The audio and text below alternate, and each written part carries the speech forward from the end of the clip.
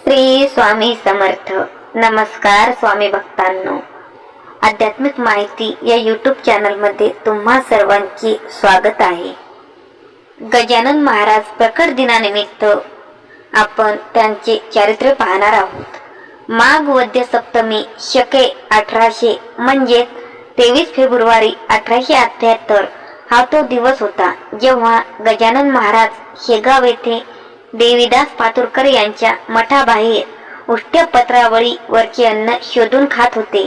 अंगावर एक मळके कापड, पाणी प्यायचे पात्र म्हणून एक भोपळा आणि हातात एक चिलीम, अशा अवस्थेत गजानन महाराज मठाबाहेर बसलेले असता बंकटलाला अग्रवाल आणि दामोदर पंत कुलकर्णी हे पातुरकरांच्या मठाजवळून जात असताना गजानन महाराजांचे दिगंबर अवस्थेतील रूप त्यांच्या दृष्टीस पडले. त्यानंतर त्यांना कळेनासे झाले की कोण हा अज्ञात व्यक्ती आहे जो उष्ट्या पत्रावळीवरील शिते वेचून खात आहे. हा कोण असेल असे ते दोघेही एकमेकांना विचार करत होते. तेव्हा त्यांच्या मनी अशी जाणीव झाली की हा जर उपाशी व्यक्ती असता तर देवीदास पातुरकरांकडे यांनी अन्नाची मागणी केली असती आणि पातुरकर एवढे सज्जन व्यक्ती तर आहेतच की त्यांनी त्यांची मदत सुद्धा केली असती.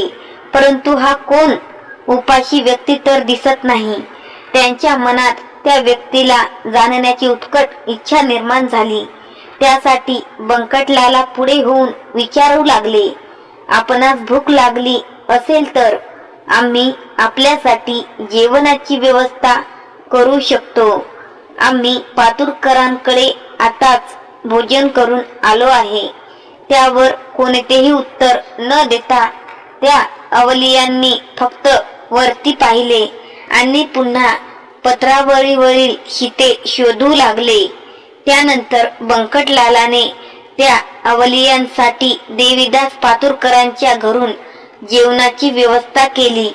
पण सर्व जेवणाचे कालवण करून कोणत्याही प्रकारची चव न घेता त्या अवलियांनी जेवणाचा स्वीकार केला. तोच दामोदर पंत पाण्याचा तांब्या भरून येईपर्यंत त्या अवलियांनी जवळच असलेल्या गुरांच्या पिण्याचे पाणी पीत आपल्या जेवणाची समाप्ती केली. तसेच दामोदर पंत यांनी भरून आणलेल्या तांब्याला पुढे करत दामोदर पंत म्हणाले की मी आपल्यासाठी निर्मळ गार पाणी आणले आहे. त्यावर महाराजांनी त्यांना उत्तर देताना काढलेले हे शब्द, हे अवघे चराचर माझेच असे सांगत तेथून गजानन महाराज वाऱ्याच्या वेगाने चालत निघून गेले.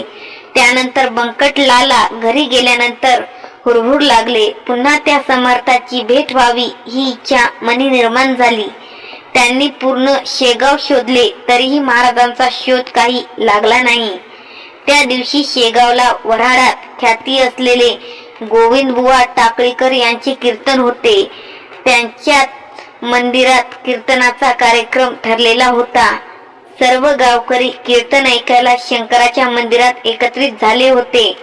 बंकटलालाही कीर्तन ऐकायला मंदिरात पोहोचत असताना पितांबर नावाचा शिंपी त्याला मध्ये भेटला. बंकटलालाने घडलेली सर्व कथा त्यास सांगितली आणि कीर्तनास निघाले. तोच मंदिराच्या पाठीमागे त्यांना महाराजांचे दर्शन झाले. ज्याप्रमाणे मोराला आकाशातील ढगांना पाहून आनंद होतो, त्याचप्रमाणे बंकटलाला यांना महाराजांना पाहून आनंद झाला होता. त्याने थोडे दूर उभे राहूनच विचारले, आपणास खायला काही आणू का? त्यावर महाराज उद्गारले, तुला आम्हाला जेवू घालायचे आहे तर माळणीच्या सदनातून झुणका भाकर घेऊन ये. थोडाही उशीर न करता बंकटलालाने महाराजांच्या हातावर झुणका भाकर आणून ठेवली. पितांबर बोलला की मी आपल्याला चांगले पाणी आणून देतो. त्यावर महाराज बोलले की नको, आम्हाला तू ओढ्यातील पाणीच भरून आणून दे. तेही तांब्या बुडून.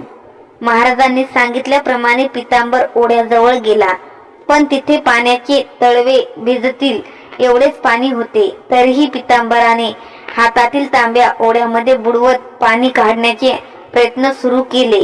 पाहता पाहता तो तांब्या आपोआप खाली जात होता आणि त्यामध्ये पाणी भरत होते. पितांबराने तांब्याला वर काढले तर पाहतो काय, त्यामध्ये नितळ जल आले होते. ते पाहून तो आश्चर्यचकित झाला. त्याने थोडाही विलंब न करता महाराजांजवळ पाण्याचा तांब्या आणून ठेवला.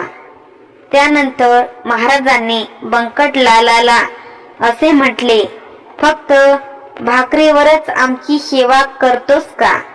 का तुझ्या खिशातील सुपारी? असे ऐकताच बंकटाने आपल्या खिशातील सुपारी तसेच काही पैसे महाराजांच्या हातावर ठेवले. जे पाहून महाराजांनी उद्गार काढले, मी काय व्यापारी आहे का? हे पैसे तुमच्या व्यवहाराच्या कामात येताल, माझ्या नाही. माझ्यासाठी भक्ताचा भाव आणि भक्ती ही सर्वात मूल्यवान गोष्ट आहे. तुझ्याजवळ तो भाव होता म्हणून मी पुन्हा तुला दिसलो. आता जा तुम्ही कीर्तनाला, मी बसतो इथे. असे बोलून महाराज तिथे निंबाच्या झाडाजवळ बसले.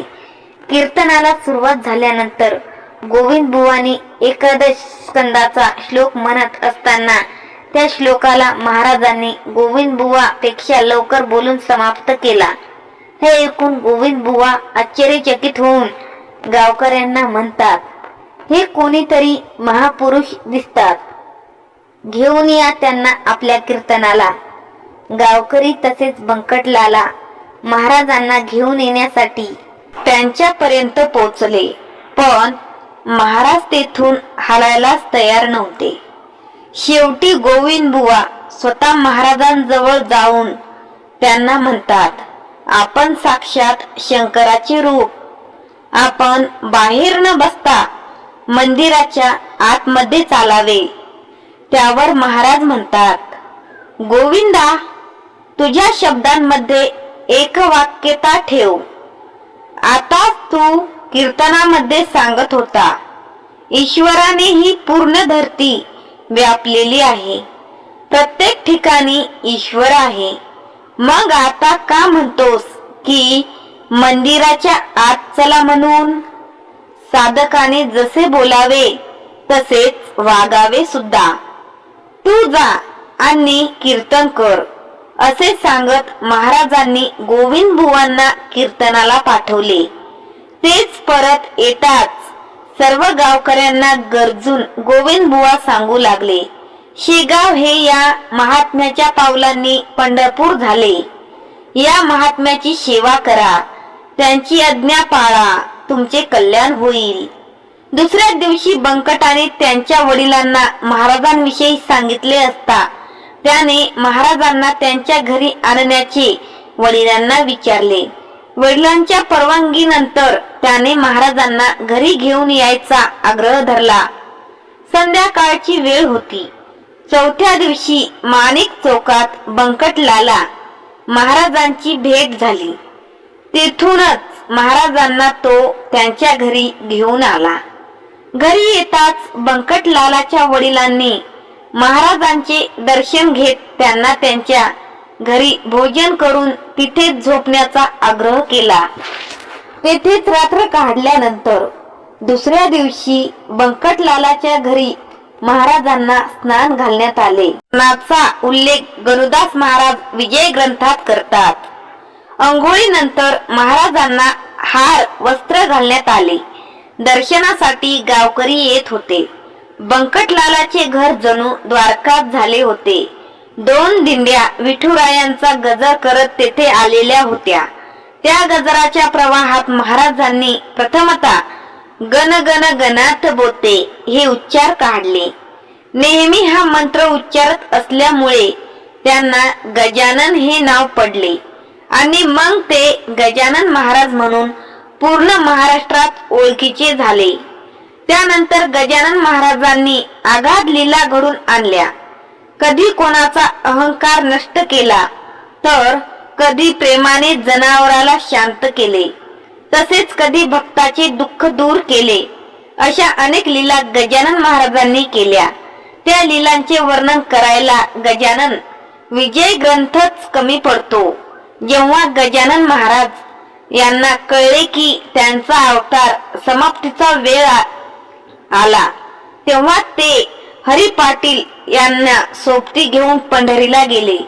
असं म्हटलं जातं की महाराजांचा बेत होता की पंढरपूरला समाधी घ्यायची, परंतु विठ्ठलाच्या आज्ञेनुसार त्यांनी शेगावला समाधी घेण्याचे ठरवले. पंढरपूरवरून शेगावला आल्यानंतर समाधीचा दिवस ठरला.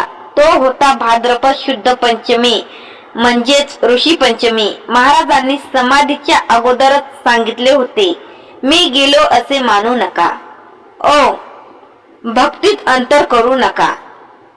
कदा मजलागी विसरू नका. मी आहे येथेच. समाधीपूर्वी महाराजांना स्नान घालून सुवासिक लावून महाराजांची आरती ओवाळण्यात आली. सूर्याच्या पहिल्या किरणासोबत महाराजांनी आपले प्राण देहातून अनंतात विलीन केले. देहाचे कार्य करणे थांबले. हे पाहता सर्व भक्त गण एकदम शोकसागरात बुडाले. त्यांना आकाश फाटल्यासारखे झाले होते. सर्वत्र अश्रूंचा पूर वाहू लागला होता. त्यावेळी कित्येक भक्तांना स्वतः गजानन महाराजांनी समाधीची वार्ता त्यांच्या स्वप्नात जाऊन कळविली. तेव्हा गोविंद शास्त्रींनी असे सांगितले होते की महाराजांचे सर्व भक्त जोपर्यंत दर्शन घेऊन जात नाही तोपर्यंत महाराज त्यांचे प्राण मस्तकात धारण करून ठेवतील. त्यानंतर महाराजांच्या समाधीचा सोहळा हा वर्णनीय झाला. लाखोच्या संख्येने महाराजांचे भक्त या मिरवणुकीचे भागीदार झाले. रथामध्ये महाराजांचा देह ठेवून संपूर्ण शेगाव मधून मिरवणूक काढण्यात आली. लोकांनी महाराजांच्या देहावर गुलाल, पुष्प, पैसे उधळले. सकाळी पहाटेच मिरवणूक मंदिरात आली. तेथे महाराजांवर पुन्हा अभिषेक झाला. त्यानंतर महाराजांचा देह शास्त्रात सांगितल्यानुसार उत्तर दिशेला देहाचे मुख करून समाधीच्या जागी ठेवला गेला. शेवटची आरती ओवाळून सर्व भक्तांनी जय जयकार केला आणि समाधीला शिळा लावून समाधीची जागा बंद केली. आजही त्या समाधीच्या समोर लाखो भक्तगण नतमस्तक होतात आणि आजही हजारो लोकांना महाराजांची अनुभूती येते. गजानन महाराजांविषयी कितीही लिहिले तरीही कमीच. त्यांच्या लीला आगाध आहेत. त्यांच्या लीलाचे गुणगान करणे माझ्यासारख्या पामराला अशक्य. म्हणून त्यांचा जय जयकार करताना मी एवढेच म्हणेल, अनंत कोटी ब्रह्मांड नायक राजाधिराज योगीराज परब्रह्म सच्चिदानंद भक्त प्रतिपालक शेगाव निवासी समर्थ सद्गुरु श्री गजानन महाराज की जय.